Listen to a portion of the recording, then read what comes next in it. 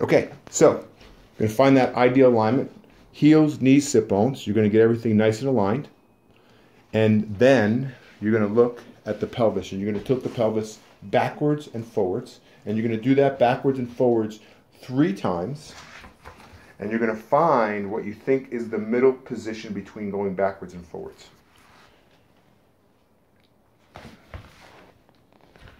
I might want you just to tilt just a hair the other way, like that. Good. Then you're going to think about making the shoulders nice and wide. So more kind of like that. And then back and neck. This guy is way too high. Nice and long.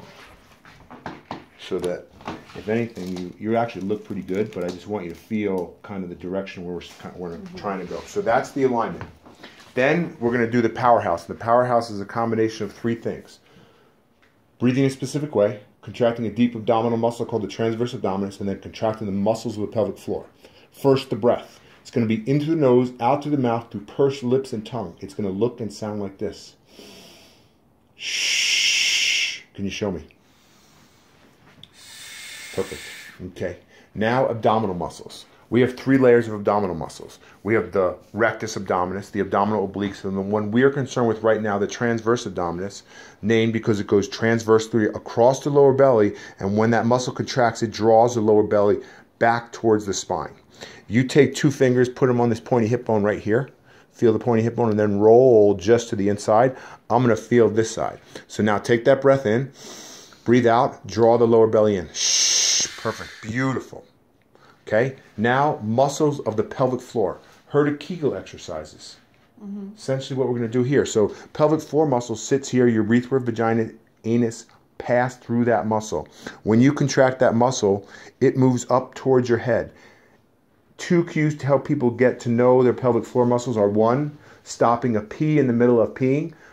But we don't want people to do that on a regular basis because that does promote urinary tract infections. Second one is holding in a fart. Can you contract your pelvic floor muscles? Okay, let's combine all 3 of those things. So now it's breath in, breathe out, draw the lower belly back, lift the pelvic floor. Awesome. Breath one more time. Shh. Good.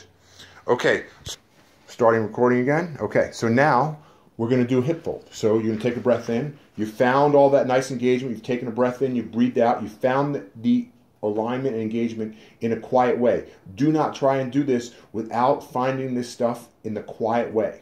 So 2 breaths in, shh, just engagement. Then, shh, leg, tabletop. Then breath in, shh, leg back down. Okay? Okay. Breath in, draw in, lift up, shh. So the only thing that, and I didn't explain this well enough, is that you want to have the engagement happening before there is motion. So engage a second and then move. So breath. So the same thing again. Breath in, engage, give yourself a second. Now leg comes up to the tabletop. Now you stay there. Breath in again. You draw in, give yourself a second. Shh. Leg comes back down.